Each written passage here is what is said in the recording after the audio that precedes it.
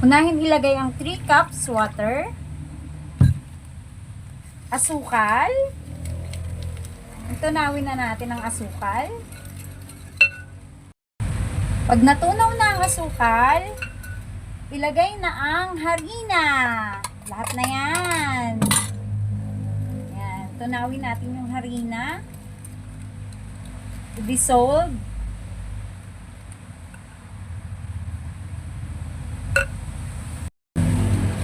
Yan. Pagkatapos natunaw na yung harina, ilagay ang kasaba. Hanggang sa ma-dissolve.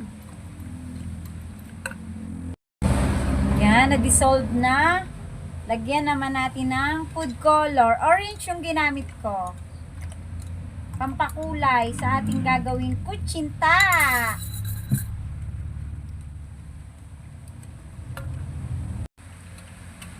Haluin mabuti. Natunaw na ang mixture. Sasalain na yung mixture.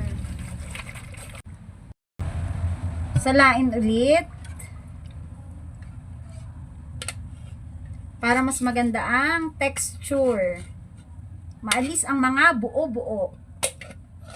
Yan, etong gantong mixture, pwede nang ilagay sa mga mold.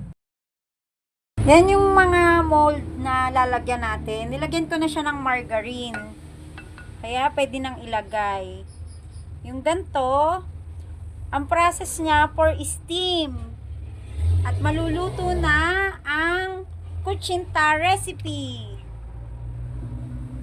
Kutsinta homemade.